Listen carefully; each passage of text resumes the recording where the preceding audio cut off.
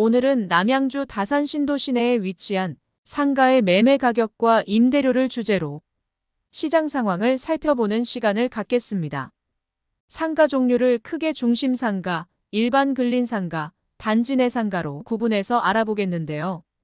우선 중심 상가는 일반 상업지역 내에 위치한 상가, 일반 근린 상가는 준주거지역 또는 주거지역 내에 소재한 상가, 그리고 단지 내 상가는 아파트 단지 내에 위치한 상가로서 각각 상권의 특성과 개별 상가의 입지 여건 수준에 따라 실질 가치 및 임대료 수준이 결정된다고 이해하시면 되겠습니다. 상가나 오피스텔 같은 수익형 부동산에 투자를 할 경우 내가 투자한 금액에서 얼마의 월세를 받을 수 있는지, 받는 월세의 연간 수입을 환산했을 때 몇 %의 투자 수익률이 발생하는지, 향후 공실 없이 안정적이고 지속적인 임대 수입을 기대할 수 있는지, 이 세 가지 요소를 최우선으로 고려하게 될 것입니다.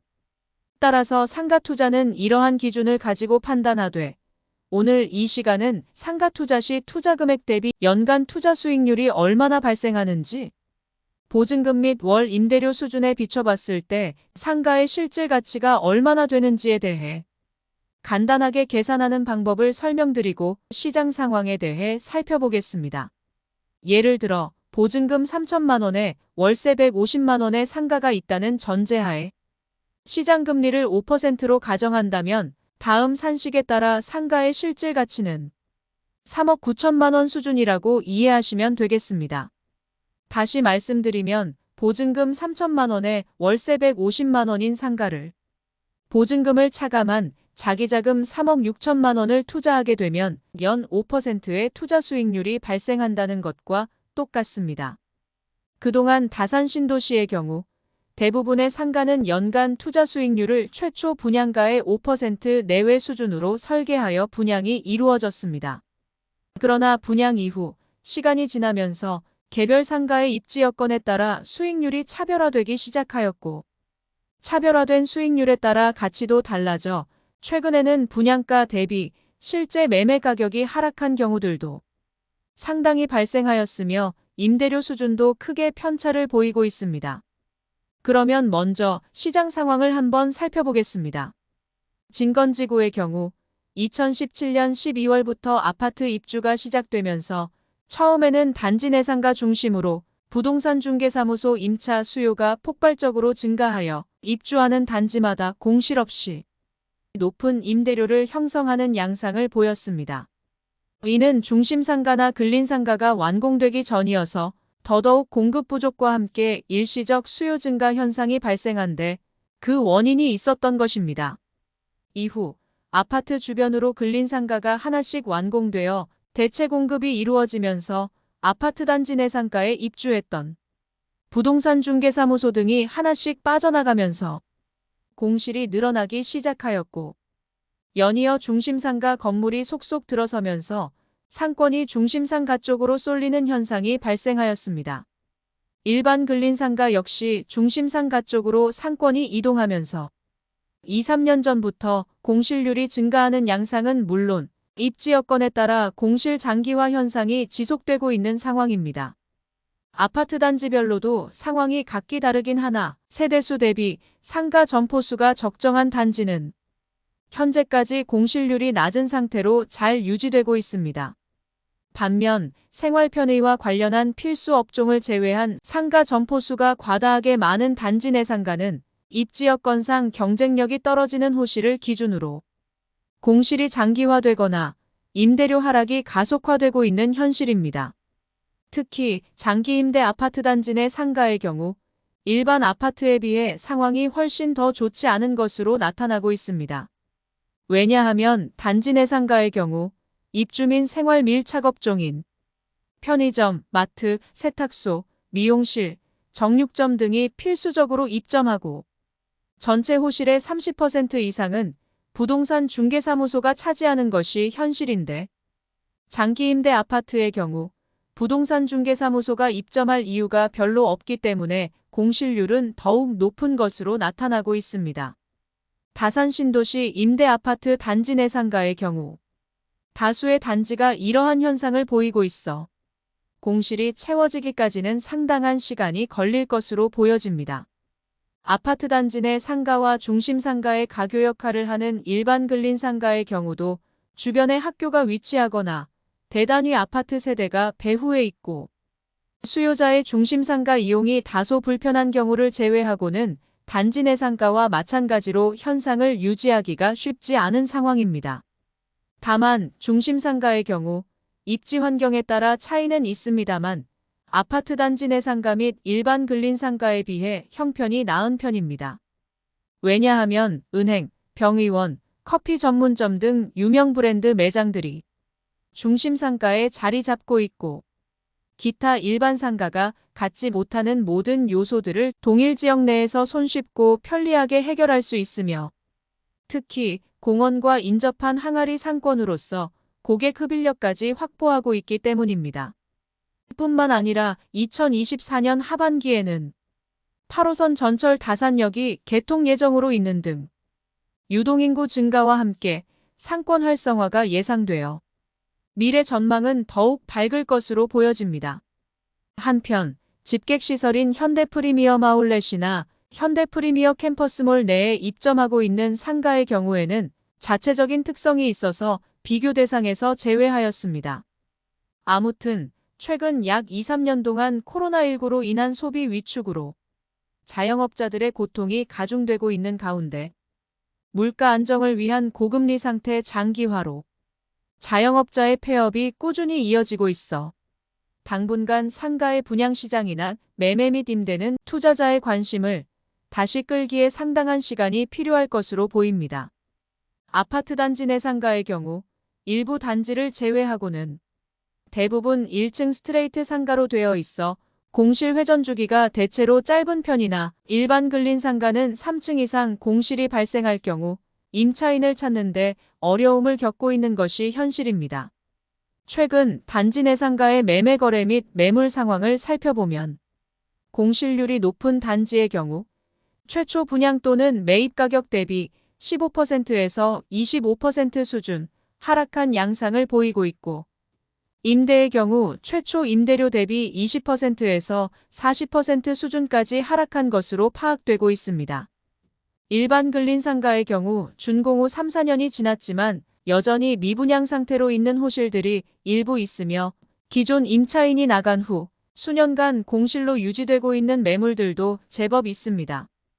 경기 침체에 따른 수익성 악화로 최초 임차인이 나간 후 공실로 남아있는 경우 임대인이 현실성에 맞는 가격으로 임대를 주지 못하는 것 중 하나는 임대차 3법으로 인해 처음 낮은 가격으로 출발하여 임대를 줄 경우 임대료 1년 단위 5% 인상 상한선에 묶여 원하는 수익률을 맞출 수 없다는 관점에서 일정 기간 공실 상태를 감수하더라도 현실에 부합한 조건으로 임대를 주지 않는데 그 이유가 숨어 있습니다.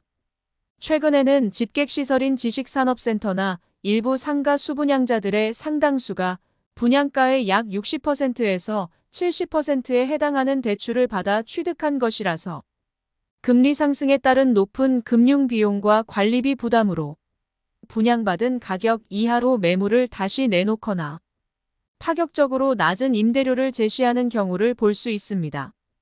이러한 상황의 주된 요인은 대규모 물량 공급에 따른 수요의 절대 부족에 있다고 보며 다음으로는 물가 상승 및 경기 침체에 따른 시장의 위축, 고금리로 인한 투자 여건 및 환경 악화 등으로 그 요인을 요약해 볼 수 있을 것 같습니다.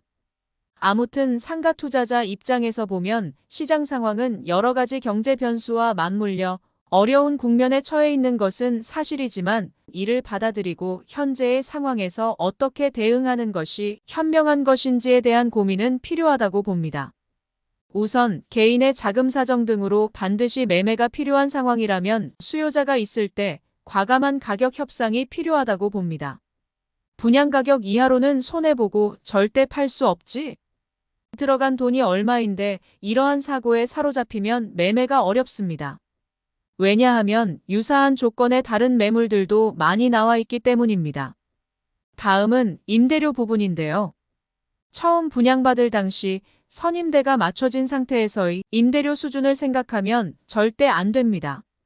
시행사에서 분양을 촉진하기 위한 전략으로 초기에 양질의 임차인을 확보하면서 충분한 렌트프리 기간 제공 등 실질적인 임대료 부담을 완화 또는 보상해주는 혜택을 부여했거나 아니면 기타 이면 조건 등으로 임차인의 욕구를 충족시켰다고 보는 것이 합리적인 추론입니다.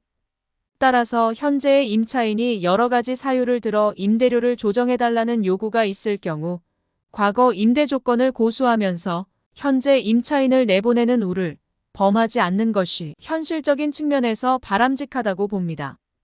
상권의 특성과 입지 여건 등을 종합적으로 고려하여 현실에 맞는 임대 조건으로 기존 임차인과 협의를 통해 조정하는 것이 현명한 방법이라고 생각합니다. 가끔 임대료 조정 협상이 원만하지 못한 결과 감정 대립으로 임차인을 내보낸 후 공실이 장기화되고 임대료를 더 낮춰서 임차인을 구한 사례도 여러 번 봤습니다. 결국 공실 장기화로 인한 기회비용에 더 낮춰받은 임대료 손실을 생각하면 스스로 화가 날 것입니다.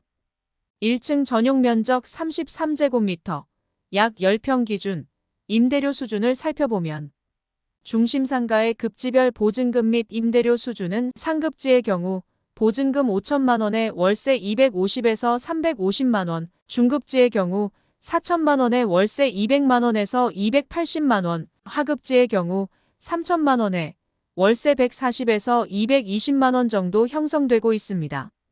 근린상가의 급지별 보증금 및 임대료 수준은 상급지의 경우 보증금 3천만 원에 월세 160에서 250만 원, 중급지의 경우 3천만 원에 월세 130에서 220만 원, 하급지의 경우 보증금 2천만 원에 월세 100에서 200만 원 정도로 형성되고 있습니다. 단지 내상가의 급지별 보증금 및 임대료 수준은 상급지의 경우 보증금 4천만 원에 월세 220에서 330만 원, 중급지의 경우 3천만 원에 월세 160에서 230만 원, 하급지의 경우 보증금 2천만 원에 월세 110에서 180만 원 정도 형성되고 있습니다. 다음은 매매가에 대해 알아보겠습니다. 중심상가 상급지의 경우 8억 5천만 원에서 12억 원, 중급지의 경우 7억에서 9억 원 선, 하급지의 경우 5억 5천만 원에서 7억 5천만 원 정도 형성되고 있습니다. 일반 근린상가 상급지는 7억에서 8억 5천만 원, 중급지는 5억 5천만 원에서 7억 원, 하급지는 3억 6천만 원에서 5억 2천만 원.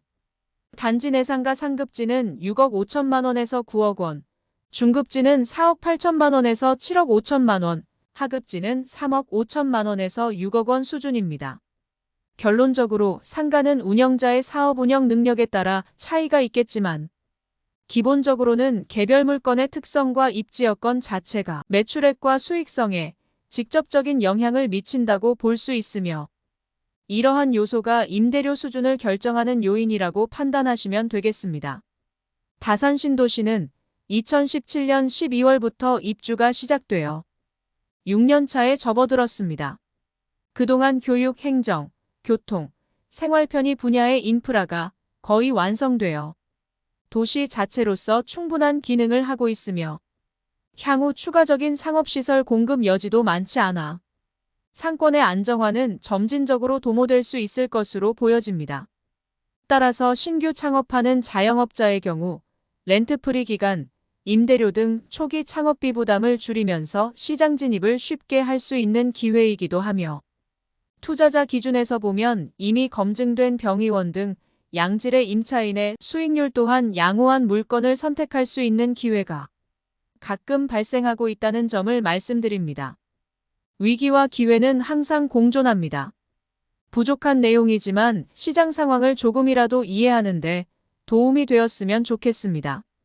다음 기회에는 보다 더 유익한 정보를 가지고 찾아뵙겠습니다.